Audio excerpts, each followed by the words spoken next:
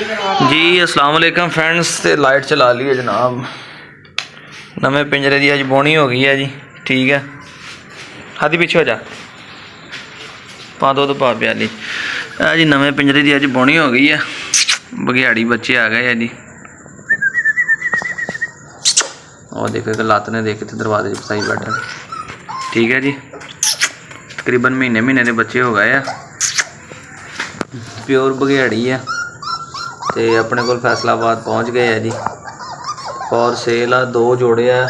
पा दो प्याली, पा लिया रहे बंदे प्याली।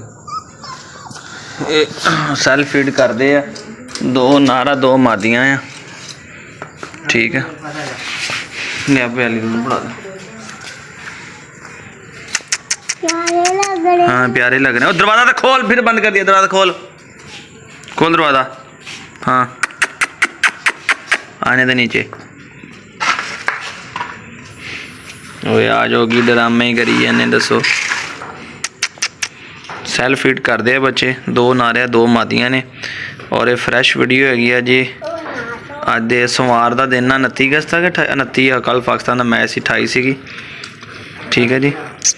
इतने बर्तन कोई नहीं घर मेरे को, मैं डेरे ते जाके बर्तन लैके आना है। अज बच्चे लैके तो सीधे घर ही पहुँचे थे। ठीक है,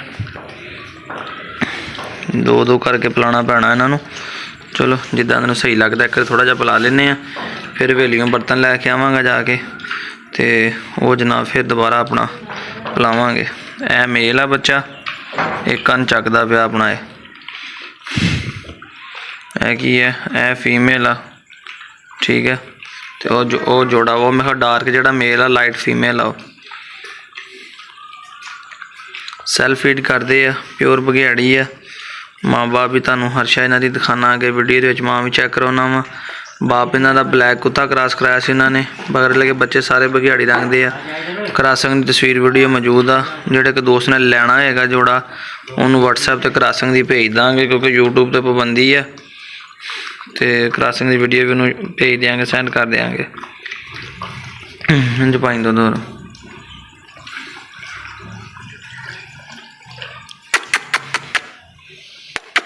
इन्हें वावा झुट्टी ला ली है। इन्हें को आसरा हो गया है। मैं अंदर इन्होंने फड़ लवां, दूए पी लैणगे। हाँ जी, ए मेल आ डार्क कलर दे विच जिहड़ा है। ठीक है जी, ए 4 बच्चे है। इन्हें भी ला ली है, इन्होंने पी लैण दे जरा।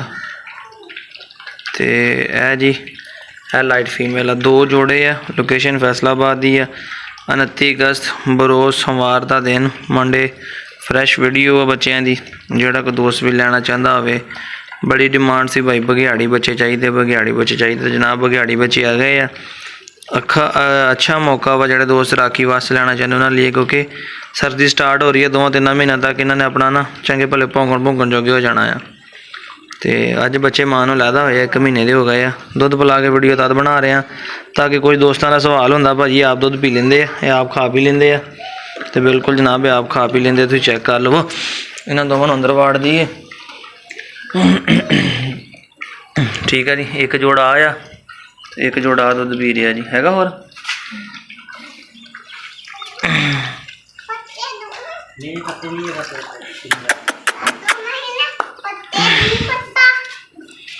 नहीं, ये पत्ते नहीं खाते। बकरियां पत्ते खाती होती हैं, ये नहीं खाते पत्ते। ठीक है जी, ए बच्चे ने आज की फ्रैश वीडियो। इस नाल अपने वीर नूं इजाजत दिओ। चैनल सबसक्राइब करके बेल आइकन प्रेस कर लो। मिलते एक नवी वीडियो नाल। अल्लाह हाफिज़।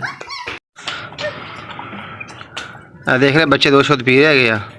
तो वैसे सारी फीड भी कर रहे हैं। हूँ दूसरे 2 शुद्ध में पाया है उन्हें पहले बर्तन दे, वो भी इन्होंने पीता है, खा पी रहे। फिर बिल्कुल फ्रैश है, फिट है। टॉमी जी अस्सलाम वालेकुम। अरसलान भाई की हाल है? ठीक हो? तो बिशा भी ठीक है। 4 बच्चे है जी, थोड़े भेजन लगे असी। सवेरे सवेरे की वीडियो बनाई। एक और फीमेल हैगी है, एक है फीमेल हैगी। टॉमी आ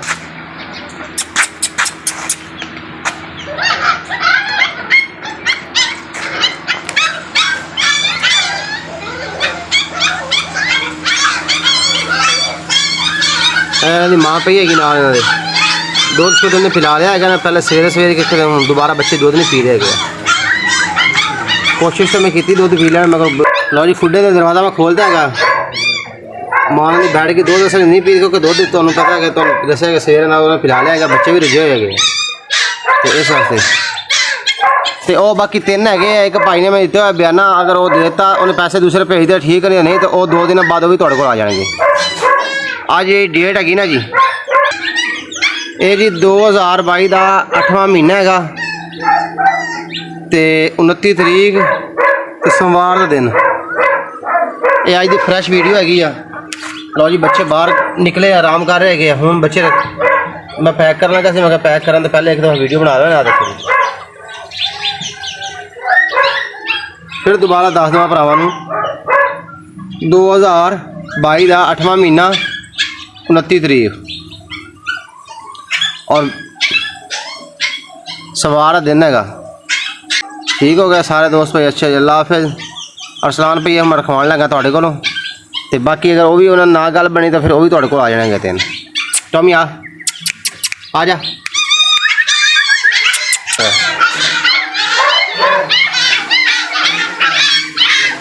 ਨਜ਼ਦੀਕ ਹੋ ਕੇ ਦੇਖ ਲਓ ਜੀ।